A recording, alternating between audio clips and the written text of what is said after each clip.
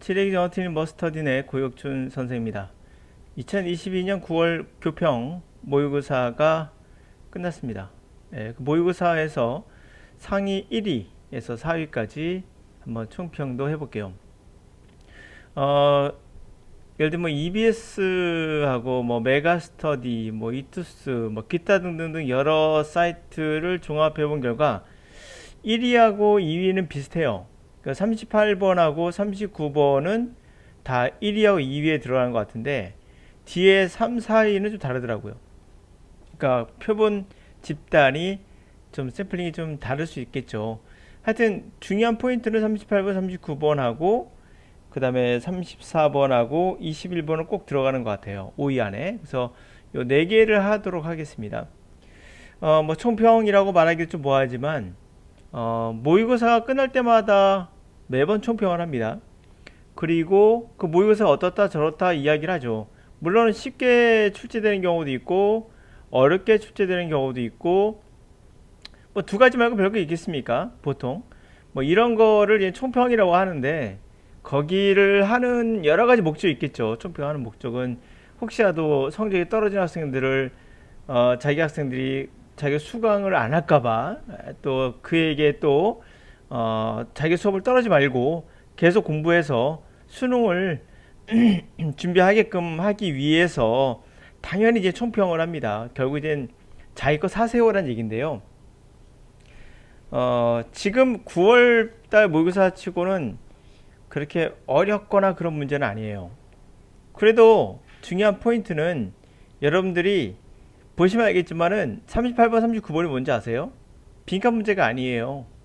이번에 빈칸 문제가 아니라 문장 넣기가 삽입이 1등과 2등을 차지했어요. 대부분 학생들은 이제 빈칸에 관한 이야기를 많이 했잖아요. 아마 강사들이 빈칸을 풀어야 뭐 상위권 된다 뭐 이런 얘기 했을 거예요. 근데 막상 뚜껑을 열어보니까 또 다르죠.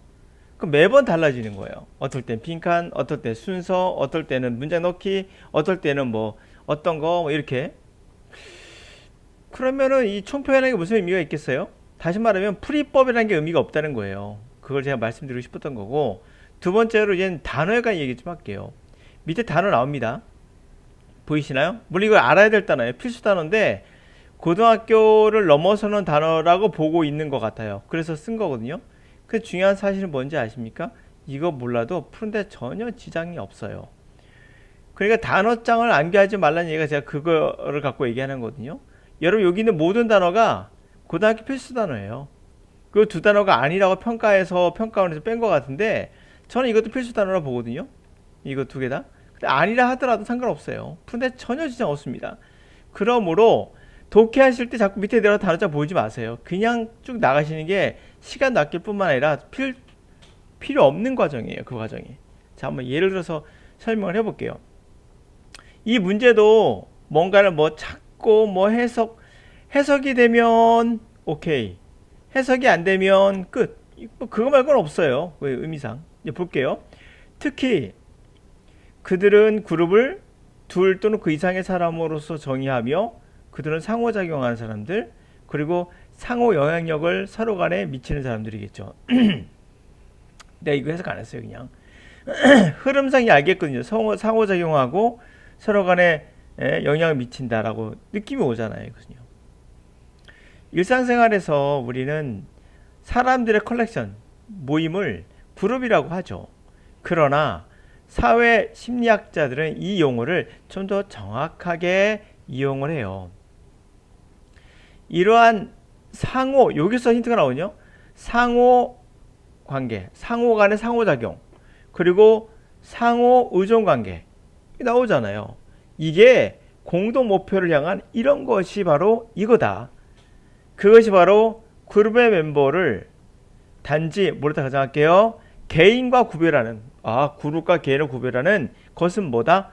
바로 상호작용이냐. 상호 간에 상호작용하는가. 이것도 서로가 있죠. 서로 간에 의존하는 상호 의존 관계인가가 바로 그거다. 이거요. 분명 앞에 있는 내용은 인간의 집단이고 뒤에 있는 것은 상호란 말이 나와요. 입어야 될 수밖에 없죠. 그렇죠? 입어야 될 수밖에 없는 겁니다. 특히 그들은 심리학자겠죠. 물론 두 사람 이상이 상호작용하고 서로 영향을 미치는 거. 죄송합니다. 자, 그래서 이런 게 바로 2번이다 알 수 있죠. 좀 더 읽어보면은 더 확신을 가질 수 있어요. 예를 들어 볼게요. 자, 이 사람이 관찰한 대로는 한 사람의 컬렉션 집단은 우연하게 이젠 수영하러 가요. 일 끝나고 같은 날에 매주 가요. 근데 이들은 엄격히 말해서 그룹을 구성하지 않는 거예요. 왜? 스위머들이 서로 상호작용하지 않거든요. 어떤 스트럭처, 짜여진 방식으로 체계화된 방식으로 하지 않거든요. 대조적으로 그렇죠? 선수단 같은 경우 있죠. 수영인 선수단들은 매일 아침 트레이닝하고 학교 가기 전에 하고 그건 그룹이에요. 이거 뭘 설명하는지 아시겠어요? 상호작용하느냐 안 하느냐를 설명하고 있죠. 그럼 정답 2번이 될 수밖에 없는 거예요. 정확하게. 어떤 학생 또 3번이 아닙니까? 얘기하시는데 그럴 리가 없죠. 분명히 여기서 이러한 센스의 상호작용이라는 게 여기서 나오거든요. 당연히 2번이 될 수밖에 없는 거죠. 그렇죠? 그러고 나서 이게 바로 상호작용하는 것을 그룹이라고 한다. 그죠? 그러면서 이러한 의미의 상호작용이 바로 그룹을 구별하는 것이다. 개인과. 예를 들어보자. 너무나도 명확하죠? 거기에 뭐 어떤 의미를 갖지 마세요. 지시어 같은 거 생기지 마시고. 하여튼 간에, 그러죠. 이 수영하는 선수단 같은 경우는 공통 목표가 있겠죠. 뭐 경쟁을 위한 훈련이기도 하고, 또 상호작용도 하겠죠? 포멀한 형식으로. 이 포멀이 뭔지 아시겠죠? 뭐 워밍업 한다든지 어떤 규칙이 있는 거예요. 이게 스트럭처예요. 앞에 말했던 스트럭처, 구조화된, 체계화된 방식으로 하겠죠. 정답이 그거가 될 수밖에 없죠. 2번. 이거 갑니다. 39번. 이 탑이라는 게 뭐예요? 토핑. 피자에 토핑 올리듯이 그런 개념이거든요. 그러니까 덧붙이는 거죠. 허들이 나왔거든요. 자, 어디에 도입된 거죠? 자신의 돈에 액세스 하는데 허들이 있어요. 넘어가야 허들. 그거에 또 덧붙여서라고 써요. 의심되는 뭐가, 이거 몰래 푸는 데 지장 없어요. 뒤에 단어가 나오거든요. 사기라고. 몰라도 푸는 지장 없어요. 의심되는 게 탐지가 되면 계좌를 갖고 있는 사람이 폰콜을 딜 해야 돼요. 다뤄야 돼요. 폰콜을 다루는데 그 폰콜 뭘 물어보냐면, 야, 의심스러운 거래를 했냐? 그쵸? 했냐? 아니냐? 이렇게 물어보는 거죠. 그런 걸 이제 다뤄야 되는 거죠. 자, 새로운 기술의 그러한 파도는 사용자들에게 편의를 향상시키며 물론 보안도 개선하죠. 그렇지만 때때로 이러한 것들이 반드시 손에 손잡고 가진 않아요. 그러니까 편의와 보안이 함께 가진 않는다는 거죠. 예를 들어 봅시다. 자, 우리가 변화가 일어나요. 마그네틱 스트립, 마그네틱 줄로 돼 있죠. 마그네틱 줄에서 칩을 심었죠. 그렇게 바뀌었어요. 그렇게 바뀐 게 약간 거래를 슬로우 다운 시켰어요. 때때로는 커스터머들을 서두르고 있는 바쁜 커스터머들을 frustrating, 아주 짜증나게, 아주 힘들게 하죠. 자, 서비스를 너무 부담스럽게 만들면 잠재적인 고객이 다른 곳에 가지 않을까요? 이러한 장애가 여러 가지 레벨로 적용이 돼요. 패스워드, 더블키 아이디, 그렇죠? 바이오, 생물학 측정, 뭘까요? 핑거프린트, 홍채, 목소리 인식. 이게 뭔지 아시죠? 생체 인식이에요. 생체 인식 그거. 이런 것들 모두 다 어떤 방식이에요? 계좌의 디테일한 것들을 숨기는 거죠. 잠재적인 뭐뭐로부터 계좌를 숨기는 거예요. 그들의 당신의 데이터를 다크한 곳에, 어두운 곳에 보관하는 거죠. 이게 다 뭐죠? 허들이에요. 허들. 넘어야 될. 그러나 이제 또 시작되는 거. 4번 아니면 5번이겠죠? 그러나 그것들이 모두 다 반드시 부담을 준다는 거죠. 필연적으로 계좌 사용자에게 부담을 주죠. 너무 자연스러워요. 이것이 아주 유용하다라고 했어요. 어떤 레벨에서는. 뭐야 이거 갑자기. 사실상 어떤 레벨에서는 유용해. reassure, 안심을 줄 수 있거든. 안다는 게. 뭐 안심이 된다고? 아니까. 은행이 계속 얼러트, 경계하고 있구나. 너를 보호하려고 계속 얼러트하고 있구나. 응? 주의하고 있구나를 아니까. 그러나 물론 귀찮죠. 너무나 많은 그 같은 콜을 받게 되면 뭐야 이거 확실히 나오죠. 여기서도. 그러니까 읽으시면 돼요. 읽으시면. 그 정답은 5번이 되는 거죠. 그게 될 수밖에 없고요. 그러니까 요거를 안 읽고 그냥 탁 끝내면은 4번, 5번 이럴 수도 있겠죠. 그러나 아무리 봐도 읽다 보시면 확실히 알 수 있겠죠. 여기서 마무리할 수 있겠죠. 물론 여기까지 안 읽더라도 5번이 나오긴 하지만. 자, 그러니까 다시 말씀드리지만은 이런 거예요.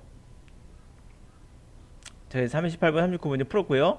34번하고 이제 21번 할 건데, 이 총평이라는 거 아무 의미 없는 내 수업을 계속 들어줘. 실망했니? 그래도 해줘. 이런 거 아니겠습니까? 자, 34번 갑니다. 빈칸 추론이죠. 그리고 21번은 의미 파악입니다. 자, 그러면 이 문제도 마찬가지로 밑에 있는 단어를 모른다고 가정하고 알면 좋겠지만 모른다고 가정하고 들어가겠습니다. 뭐 이용할 수 있으면 이용하는 게 좋죠. 뭐 가까이 왔을 때는 이용하는 게 좋죠. 바로 옆에 있으니까. 근데 멀리 있는 거 찾아가다 왔다 갔다 하면 더 독해의 어떤 문맥도 끌어지고 좋지 않아요. 계속 가죠. 우리가 뭔가 try, explain, 설명하려고 할 때 다른 이 디스플린 같은 것도 우리가 훈육이라고 하잖아요. 결국 디스플린이라는 것은 규율을 지키게 하고 그걸 따르게 하기 위해서 훈육한다는 거거든요. 그러면 우리가 말하는 학문의 세계는 뭘까요? 학문. 규율을 따르게 하고 훈육하는 거거든요. 그래서 이게 학문이란 말도 되거든요. 그래서 여러 가지 다른 학문이 자서전적 그런 자전적 기억을 이해하려고 하는데 어떻게 이해하는가를 설명하는데 요거 주의하셔야 돼요. 컴마가 없잖아요. 없으면 뭐예요? 명사 보십니까? 명사 메모리 자전적 기억이 뭔지 모르겠죠? 그러면 문화 비평가인 다니엘이 말했다. 관계사가 꾸며졌군요. 이렇게 하면 안 된다는 거예요. 왜냐면 학생들이 이렇게 배우기 때문에 제가 그러면 안 된다 그렇게 말하고 있는 거예요. 무슨 말이냐? 구조를 파악해서는 절대 안 되는 이유가 구조가 먼저가 아니에요. 중요한 건 의미가 먼저죠. 여러분 이렇게 해석하는 학생 많거든요. 보면은 명사 나오고 뒤에 주어 동사 나왔으니까 이거는 관계사 생략 수식 이러면 안 된다고 제가 말하고 있는 거예요. 왜? 컴마가 있었으면 명확히 알았을 거예요. 잘렸다는 거. 근데 컴마를 안 쓸 수도 있거든요. 왜 안 쓰는데? 의미가 충분하니까. 그래서 구조로 독해하는 학생들은 무조건 영어 실력이 좋아질 수 없어요. 구조를 뛰어넘으셔야 됩니다. 그러니까 의미가 먼저지 구조가 먼저가 아니에요. 그래서 제가 자꾸 구문을 해석하지 하는 데 있어서 도입하지 말아라고 하는 거예요. 갑니다. 뭔가 설명하려고 하는데 어떻게 다른 그러한 디스플린 학문이 자전적 기억을 이해할까? 어떻게 이해할까? 할 때 이 문화비평가의 다니엘 울브라트는 이렇게 말했대요. 심리학은 가든이고 정원이고 문학은 야생이다라고. 이해 가시죠? 잘린 거를. 그가 의미했던 것은 내가 생각하기에 심리학이란 건 패턴을 찾는 거죠. 패턴을 만드는 거예요. 그 규칙을 찾고 궁극적으로는 그 규칙을 인간의 경험이나 행동에 규칙을 부여하는 거죠. 부과하는 거죠. 대조적으로 작가는 심리학자는 그렇지만 다이빙에 들어가요. 룰을 따르지 않는, 길들여지지 않는 저 깊은 인간의 경험으로 다이빙에 들어가요. 완전 다른 거죠. 그가 말했던 우리가 메모리를 이해한다는, 기억을 이해한다는 것에 관한 그가 말했던 건 우리가 우리의 퀘션을 아동의 어린아이들의 마음으로 확장시킬 수 있어요. 그러니까 그가 말했던 내용을 우리가 이 어린아이들의 마음으로 그러한 퀘션으로 질문으로 확장해 볼 수 있는데요. 그러면 만약에 우리가 심리학자라고 합시다. 너무나 밴드는 굽히는 거죠. 몸이 구부러져 있어. 그쪽으로 구부러져 있다는 얘기는 아주 그쪽에 뭐랄까요? 몰입하고 있는 거죠. 우리 심리학자들은 지나치게 오더리, 규칙적인 패턴을 찾으려고 그렇게 몰두하면 너무 그쪽에 너무 지나치게 몰입해 버리면 아이들의 마인드의 규칙성, 그렇죠? 이런 것에 몰입해 버리면 우리는 필수적인 그리고 그러한 우리의 주제의 캐릭터를 잊어버리는 거예요. 이거 모두 다 가정할게요. 밑에 단어가 나왔기 때문에.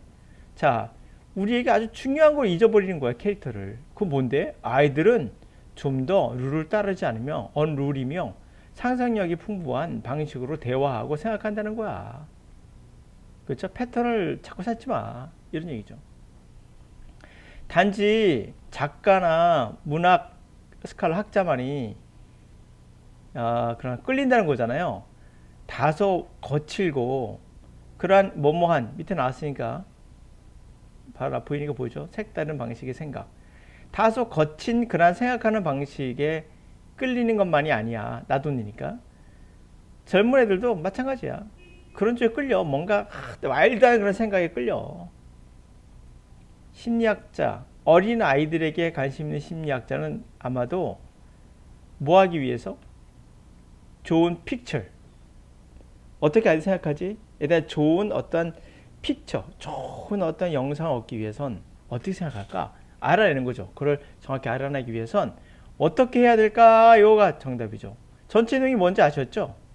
느낌상 느낌을 알 수 있어요. 그럼 어떻게 해야 되죠? 약간의 좀 더 자주 야생에 뛰어들자. 이게 정답인 거죠. 우리가 심리학자라 하더라도 문학 작가처럼 야생으로 뛰어들자. 이런 얘기 아니겠습니까? 자, 그들에게 그들의 가장 귀중한 기억을 리콜하도록 두자. 맨 기억? 보다 잘 이해하자는 거죠. 부모들의 역할의 어려움들을. 뭐 부모의 역할? 핵심 캐릭터. 아이들의 픽션, 아동 소설의 핵심 캐릭터를 무시하자. 뭔 소리? 심리학적 심리 발달, 아동의 심리 발달의 과정을 표준화하자. 이런 게 왜 안 나오지 않잖아. 1번인 거죠. 자, 이 문제도 가죠. 여러분들 이렇게 느낄 수 있죠. 뭔가 무서운 게 있다. 알고리즘. 이 알고리즘은 무엇을 너가 좋아할지를 결정하거든요. 코디민. 이렇게도 말할 수 있을까요? 만약에 컴퓨터가 당신이 뭔가를 좋아하지 않다라고 결정하면 당신이 결코 그것을 볼 가능성이 없어질 것이다 라고 말할 수 있지 않을까요?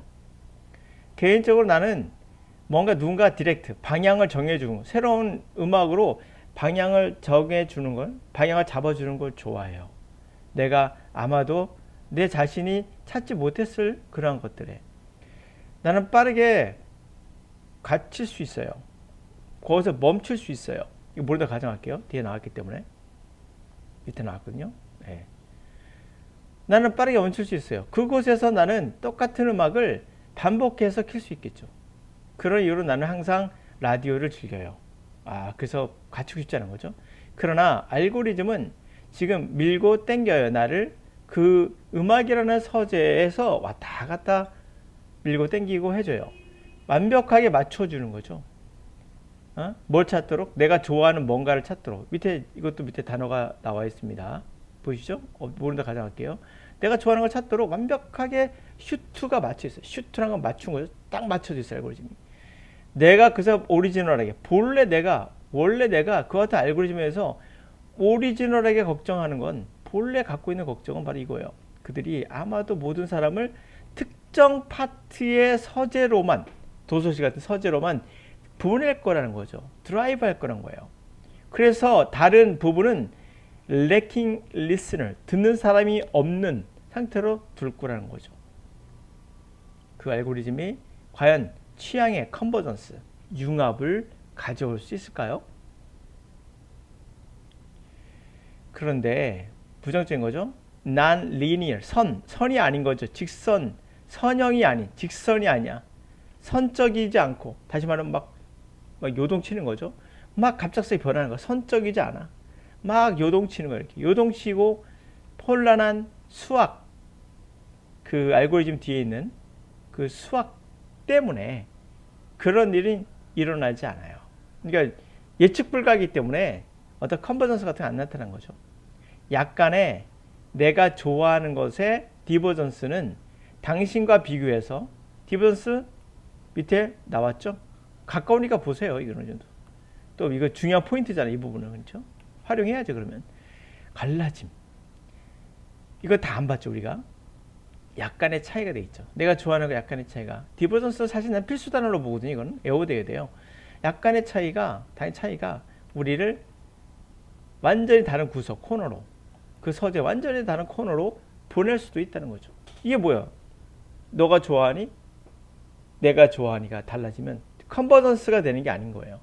완전 다른 곳으로 가는 거죠. 우리를 음악, 우리 각각의 취향에 맞는 음악으로 보낸다. 그렇죠? 우리 각각에 맞는 취향에 맞춘 선택된 음악으로만 우리를 이끌게 되는 거죠. 일보정되는 거죠.